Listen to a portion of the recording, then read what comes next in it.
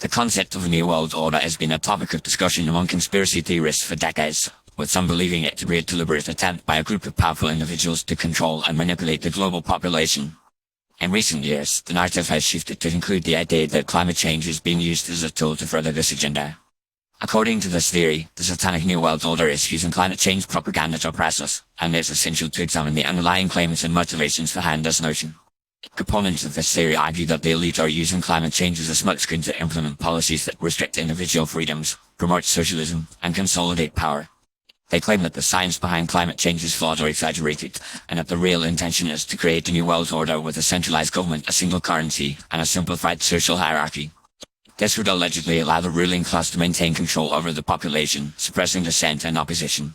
One of the primary ways in which the Satanic New World Order is supposedly using climate change propaganda is through the promotion of sustainability and renewable energy. While these concepts may seem benign, conspiracy theorists argue that they are actually designed to limit economic growth, reduce standards of living, and increase dependence on the state. For example, the push for electric vehicles and carbon-neutral technologies is seen as a ploy to restrict personal mobility and freedom, forcing people to rely on public transportation and centralized energy systems. Another aspect of climate change propaganda is the emphasis on reducing carbon emissions and transitioning to a low-carbon economy. Proponents of the New World Order theory claim that this is a ruse to impose draconian regulations, taxes, and penalties on individuals and businesses, effectively straining the economy and enriching the ruling elite. They point to initiatives like carbon pricing, green taxes, and sustainable development goals as evidence of this agenda, arguing that these measures will ultimately lead to a loss of sovereignty, cultural identity, and traditional values. The role of international organizations, such as the United Nations, is also seen as a key component in the Satanic New World Order's climate change propaganda campaign.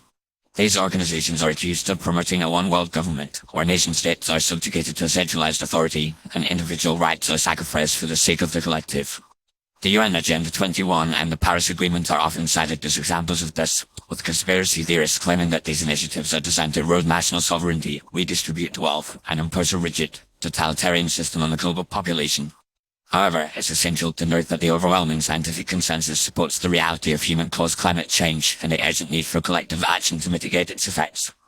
The notion that climate change is a hoax or a tool for oppression is not supported by empirical evidence and is contradicted by the vast majority of experts in the field. Moreover, the idea of a Satanic New World Order using climate change propaganda to control the population is a baseless conspiracy theory that relies on unfounded assumptions, speculation, and misinformation.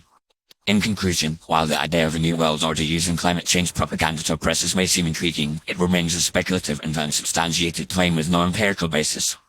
The scientific consensus on climate change is clear, and the need for collective action to address this global challenge is urgent.